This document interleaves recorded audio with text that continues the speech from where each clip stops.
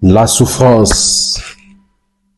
Aujourd'hui, on ne peut pas poser la question, est-ce vous souffrez ou vous ne souffrez pas? Tout le monde vous parle de la souffrance. Certains vous donnent certaines raisons, certaines ne comprennent pas d'où vient cette souffrance-là. Mais savez-vous qu'il existe au moins 4 types, ou soit 4 sources de la souffrance? Bienvenue dans l'émission Bible 5 Time. Ici, nous parlons de certains sujets bibliques pour vous aider à comprendre certains sujets bibliques, pour vous encourager dans votre marche avec le Seigneur et vous booster votre foi. Première source de la souffrance est le fruit du péché. Cela veut dire que c'est parce que Adam a péché, c'est pour cela l'humanité entière est dans la souffrance. Celui qui pêche doit souffrir.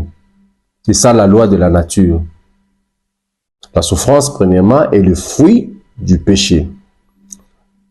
La deuxième source de la souffrance, c'est l'ignorance. Osée 4, le verset 6, la Bible dit que mon peuple périt faute de connaissances. Lorsque vous n'avez pas de connaissances, vous allez souffrir dans ce monde ici. Parce que les ignorants souffrent. Ceux qui n'ont pas de la connaissance souffrent. Ceux qui n'ont pas de la connaissance meurent prématurément.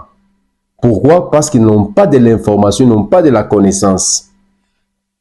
Et la troisième source de la souffrance, c'est les diables.